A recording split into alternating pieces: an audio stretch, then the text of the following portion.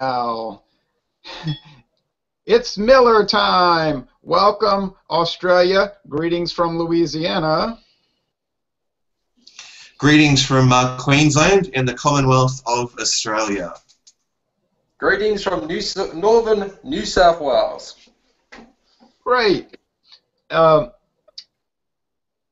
One thing we have in common, part of Louisiana was once ruled by Great Britain, and so were your two states.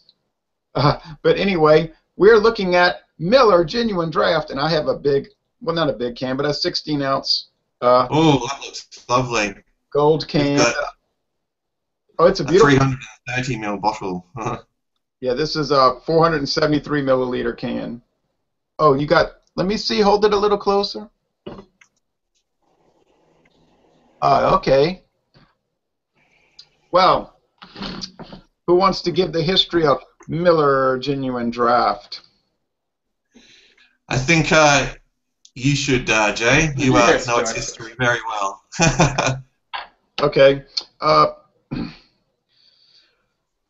Well, it goes back to 1855. Let's journey back to 1855 when Frederick Miller arrived in Milwaukee from Germany via New Orleans. By the way, I wish he'd have stayed in New Orleans, Louisiana, and we could have Miller Brewing headquartered here. But anyway, he went to Milwaukee, which was heavily populated by Germans, and he started a beer called Frederick Miller's beer, and it was a lager beer. Okay, now it was pretty popular, but in 1903 he rebranded the beer and renamed it Miller High Life. Okay, same beer. They'll tell you that very clearly at the brewery. Same beer, but they changed the name to Miller High Life. So it's really been around since 1855. Okay, 1961 it was first canned. Okay. And it was always on draft, of course, but they had draft bottles and 1961 cans. And then in 1985, Miller got this idea that they wanted to serve draft beer in bottles and cans. So they spent a lot of time and a lot of money developing cold filtering, which is a beer that is preserved but not pasteurized, because Miller felt that pasteurization hurt the flavor and body of the beer. So they invented cold filtering, and if you two guys, Jez and Swillengrog, probably have watched the Miller Brewing Company's video on Miller High Life where Dr. David Ryder discusses in detail the ice brewing process. Maybe you've watched that video. Yeah, I did not so long ago. Yeah, it's very interesting. Yeah, And I haven't seen it, but I would recommend anybody to watch it. It's very informative. Yeah. But the original name of this beer was Miller High Life Genuine Draft. Miller High Life Genuine Draft. And they test marketed in 85.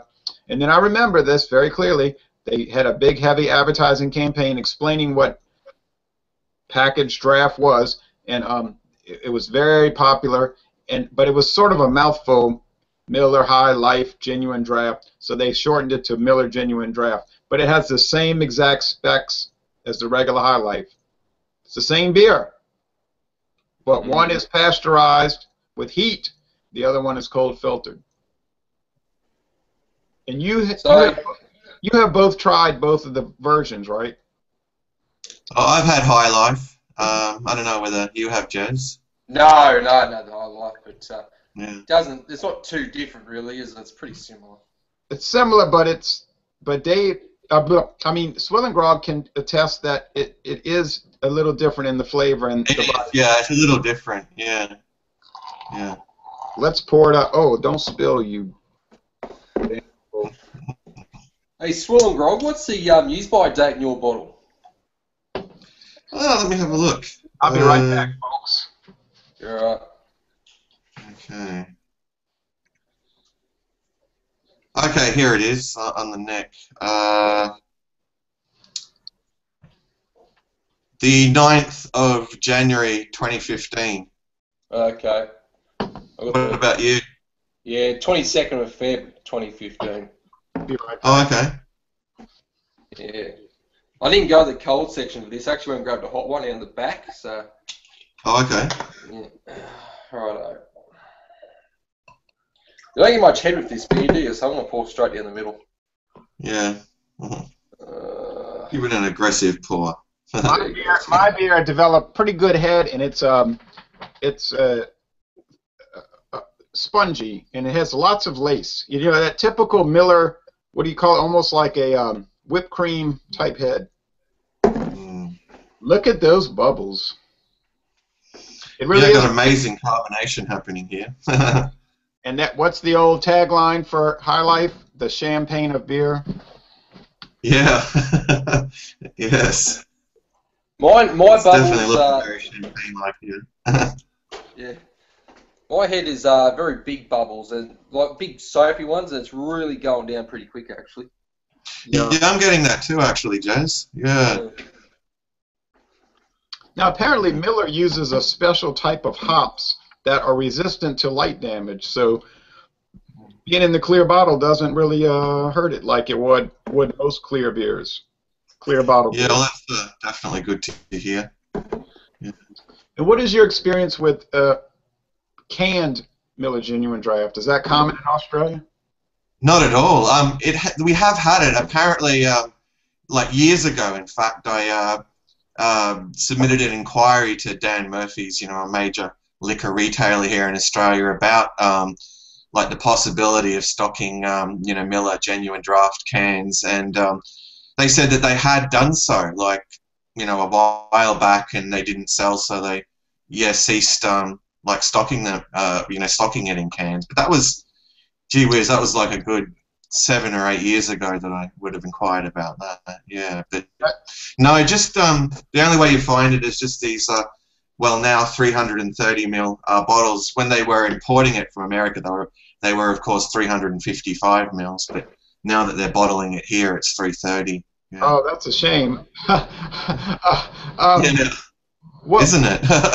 Now, Jez, you want to tell the audience the alcohol by volume in this beer? What is it? 4.7% ABV. Right. Sure. Yeah, 4.7. Yep. I forgot to check on the awards. This beer has won awards. I forgot to. I had so many different things going on. Let's look at the aroma. Let's talk about that aroma for a minute. I think it's very distinct, personally. Yeah, it smells like Miller. It's the Miller. To me, I haven't done a blind test, but to me, Miller has its own smell and taste. You crack a Miller open. Some people don't like it, some of my mates don't like it, and some do, It's just got its own little... It's different to Bud, I reckon. It's just got... Even PBR, I find it very different to PBR, too. The smell. I think Swill and Grog has talked about Miller having a house style or something along those lines. I think it's definitely, I would agree with Jez that it's got its own, distinctive sort of, aroma and, taste, but in terms of its aroma, it's kind of, a sweet sort of, smell of, grain, and maybe a fainter sort of smell of, grass kind of, in the background there. But, definitely, yeah, it's definitely got its own distinctive aroma, about it. I would say it's sort of roasted, sweet. You get the corn, yellow corn grits, and you get that... That barley, I mean, to me, it's a very pleasant aroma. But that's me. I can't speak for other people, you see. Yeah, I find it very, enticing. Yeah. So I find the PBR aroma a lot nicer than this, personally. Oh, okay. You tend to get a bit more hop smell from PBR. It's, I don't know. It's but yeah, I prefer the PBR smell. But one thing this beer reminds me of, the smell, because it's unpasteurised, isn't it? It's just been cold filtered. There was a beer some time ago, Carl, probably about 2 or 3 years ago in Australia, and it was getting sold directly to the pubs in kegs. And it was an unpasteurised beer. It wasn't sold in bottles, nothing, just in kegs. And it had exactly the same aroma as this, that unpasteurised smell. It's really, just smelling it then, it took me back 2 or 3 years ago, just smelling that beer at the pub, unpasteurised. So. That's interesting, and I'm going to mention something in a minute. But let's go with the flavor, because I can't resist. Yes. All right. Cheers to you all. Cheers. Cheers, Clink. Clink, clink. Oh boy, what a treat.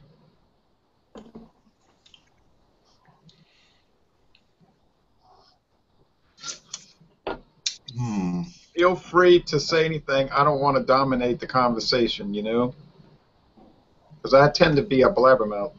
This bee is a very nice bee. What can I say? It's no, it's got its own distinguished taste. It's what is it? It's about 9:45 here in Australia.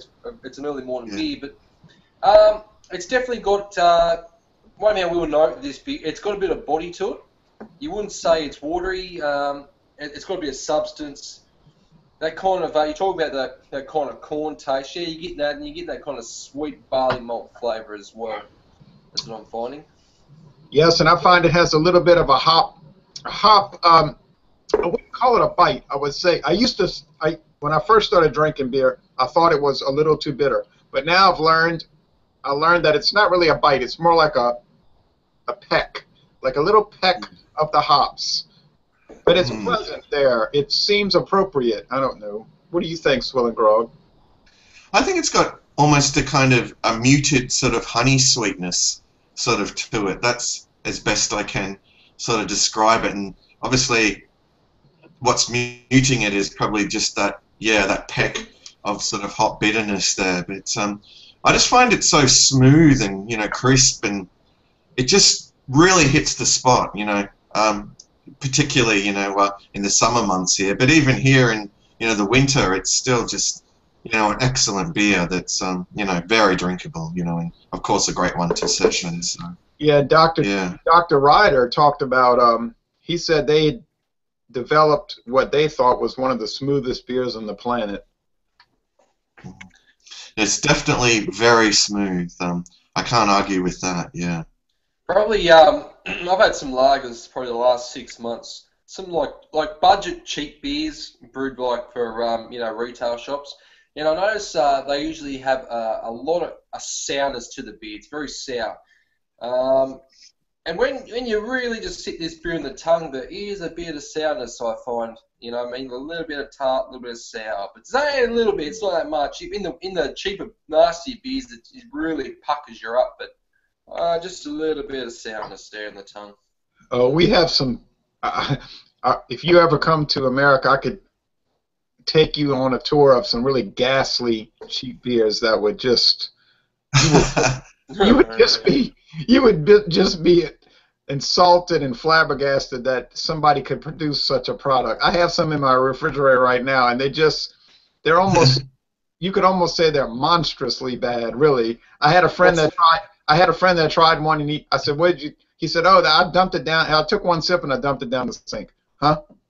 Jeez, that's bad. What are they called? What's the name, Jay? What's the name? The one I have in the fridge is called Milwaukee's Special Reserve Ice.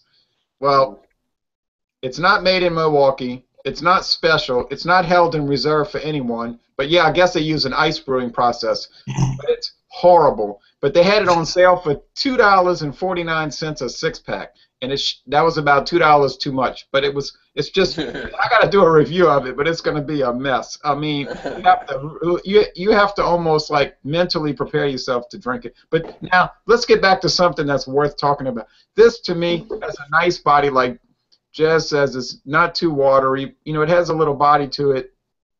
And the finish is crisp and refreshing to me. But, I tend not to be too picky. Other people would say this beer is garbage.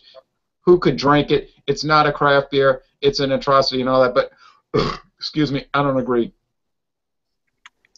Yeah, a lot of people do tend to, crucify anything that, Miller make. But, generally just anything that's, kind of mass-produced, really. And, that's just, just ludicrous, really, to me. Yeah. Yeah, I always say, I think I've talked to Swillengrove about this, is people who do not live in hot climates and high humidity, probably, you think about some people who live in Canada, I suppose in northern states, in the United States, where it doesn't get as hot and humidity is not as high, yeah, you could probably drink the darker beers with more flavour.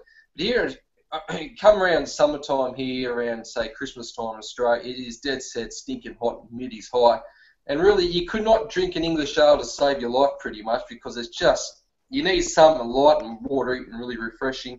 And this is kind of where the Miller range kicks in. It's it's just enough body there to keep you interested, and then it's and very smooth and very refreshing. Yeah, and I think your climate and your two states is similar to my climate, which is humid subtropical. You know, it's a lot of humidity, and it's usually warm, but they do have winter days in our states. But then the winter feels so cold because you have that high humidity, so you feel like you're cold and wet. So it's a very uncomfortable climate in the winter. But in the summer, you just sweat like a pig, and this beer does work in this kind of climate. But you know, it's interesting because oh, let me get off this Facebook. Okay, now it's interesting because in Louisiana, Miller Genuine Draft is so, I mean, Miller High Life is so much more popular than Genuine Draft. I don't know why. Genuine Draft is very big in the northern states, Chicago, Illinois, Milwaukee, Wisconsin. It's very common up there, and in the reverse, Miller High Life is not really up there too popular. So that's kind of strange, but it's sort of like they're competing against themselves with those two beers. I guess Miller doesn't care what difference if people buy either or. It's still going to them, so why should they care? Yeah, that's true. Yeah. Now, Jez, you talked about beer on draft. I have been to restaurants and baseball games where they have Miller High Life. We're talking about the original High Life on draft. So when you drink Miller High Life on draft, you're drinking this, all right? Right? So, and I actually went to a baseball game in Chicago where they had Miller High Life on draft, and then Miller Genuine Draft on draft. So they had the beer and the same beer, but they had two different labels. So it's kind of fascinating. And I was thinking to myself, I wonder how many people realize that this is the exact same beer coming out of the tap. I guess not too many, but No. Is this particular brand popular in your country, or? Yeah, I think it's over the course of, like, let's say the last 20 years, it's really grown in popularity. I mean, it's I hate to say it, and this is going to shock a lot of people. It's certainly more widely available than Foster's. Like, I only had to go down the road to the little bottle shop down the road to find this. So. And, you know, you can't find Foster's there, so yeah. I wanted to bring that topic up later on in the conversation. Actually, I need to put that in my mind to not forget. Jez, you have the same impression? It's pretty popular. Yeah, it's pretty popular. It, I suppose the one way you can look at popularity is it hasn't decreased in bottle shops. You know what I mean? Like it's since I've been drinking beer, it's yeah, you find it's surprisingly you find 6-packs in cartons at little bottle shops that you wouldn't think it would have Miller and Bud. You know what I mean? They're just, I suppose, they're growing, and especially with SAB-Miller owning Coal United Breweries in Australia. It's not going nowhere. It's only going to get bigger. Right. Yeah, because SAB bought out so many people. They bought Carlton United Breweries. They bought Miller Brewing. They bought Carling over there in England and South Africa, so it's a huge business. Let's look. If you wouldn't mind, I'm gonna read the awards for this beer real fast. Okay. It's won 2 bronze medals. It's won 1, 2, 3, 4, 5, 6, 7 silver medals. Recently, as 2014 American Style Lager silver medal at the World Beer Cup, and gold. 1 gold medal. So we're talking about a lot of awards for this beer in competition. So that's something I'm sure they're happy about. And Miller High Life, same thing. It's just a whole list of awards, you know. So it's not something to me. Now to me, it's not a beer that they're just throwing together with no kind of effort or thought. I think it was developed with a lot of effort and thought. That's the impression I get. Yeah, like you were saying before, you've had enough bad lagers to realise a good lager. You know, there's a lot of real shonky ones out there that don't even deserve your money and shouldn't even be made. But Yeah. it is such a hard style to brew. If you ever do any home brewing, try and make a lager that tastes really clean. I tell you, it's really, really hard. Unless you put a stack load of hops into it, it's really hard to make a mild lager. Yeah, it's the hardest type of beer to brew, especially Yeah. the light lagers, because it will reveal any flaw. Yeah, most certainly. Now the price. Let's look at the price. In America, Miller High Life, which is the pasteurized version, which is made cheaper. I mean, it's cheaper to make because they just heat it up, let it boil for a little bit, and send it on its way. That beer is, you can go to a store right almost, I could almost see the store from here. You could go there and it would be about $6.99 for a 12-pack of those bottles. But the bottles here would be $3.55, not $3.30. But $6.99 for a 12-pack. Miller Genuine Draft, it might be about $9.99 for a 12-pack. So it'll be a little more expensive for the Genuine Draft version. What about in your neck of the woods? About $40 to $45 for a case. And how many beers in a case? 24. Oh, we would refer to it as a carton, yeah. But 24 330ml bottles, you're looking about between $40 to $45. At some like smaller like outlets, they might charge $50, between $50 and $60. But if you went to like somewhere like Dan Murphy's or First Choice, yeah, about $40 to $45. But you have to bear in mind that you got 10% GST in that price, and probably maybe another 45% of that's made up in like excise tax. So 50, maybe around about 55% of the price of the beer. You're just paying tax. Here. So it sounds crazy, but. You can make a lot of money smuggling beer into Australia, I think. But anyway, Jez?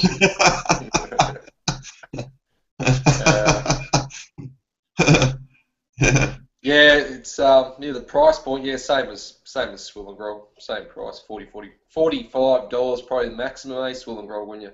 Yeah, we get a suitcase here for about $19.99. And they call it a case because it looks like a suitcase, right? It looks like you're carrying a suitcase full of luggage. So.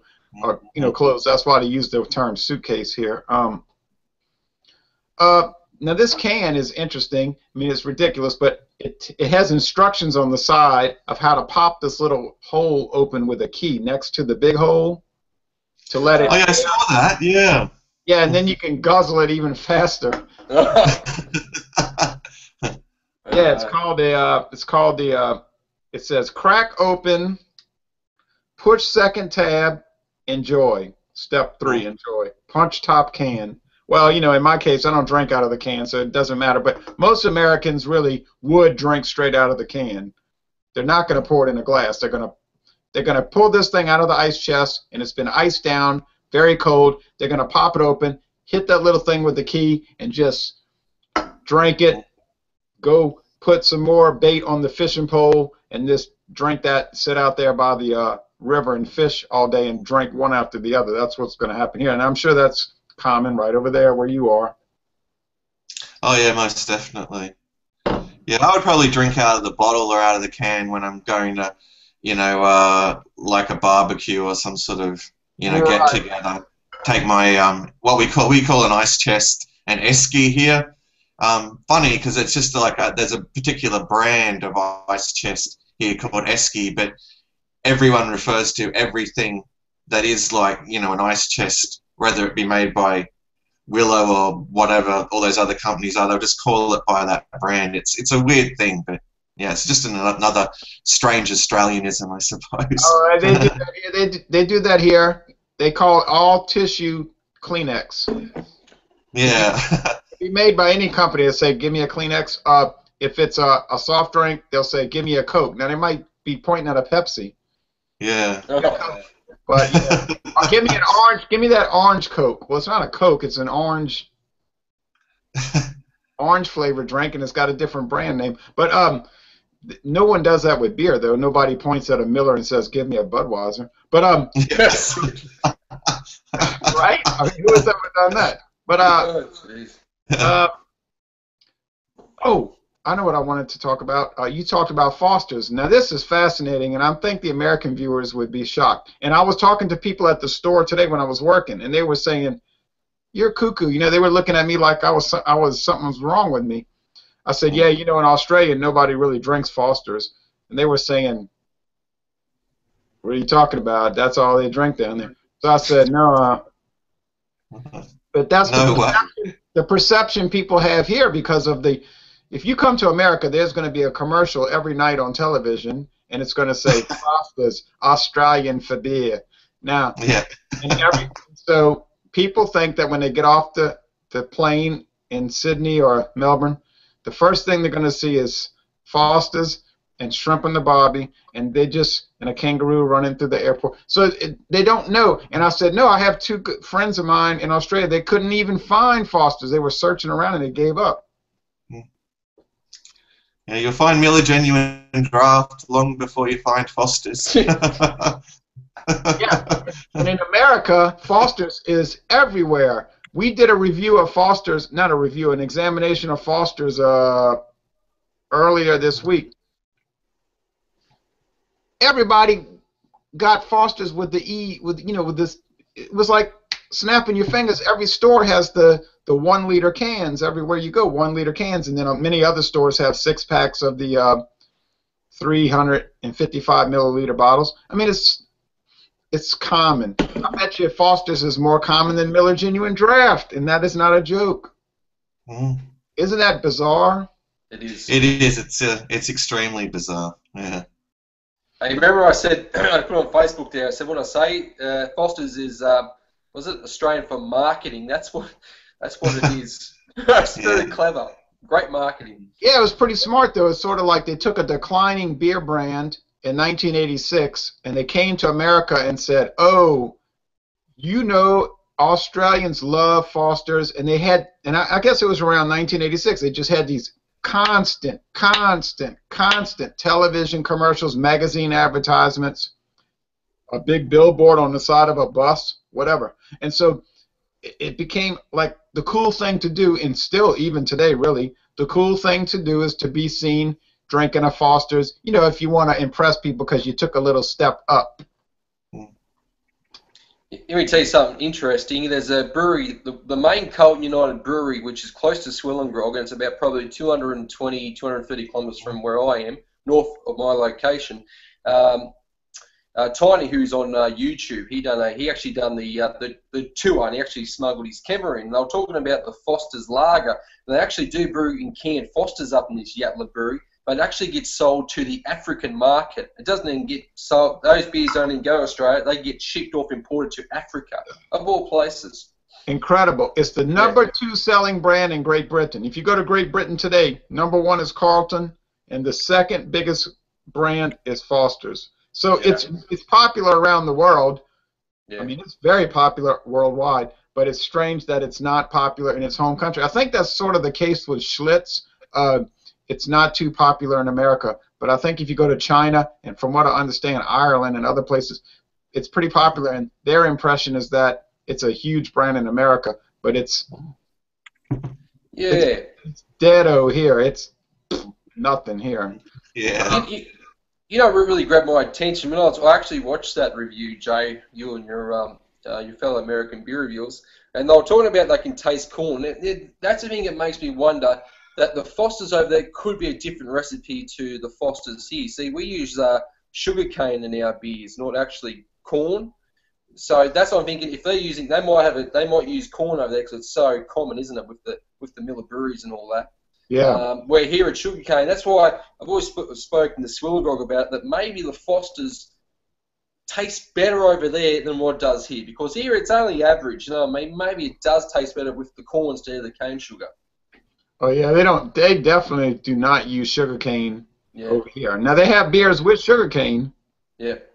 But that's rare.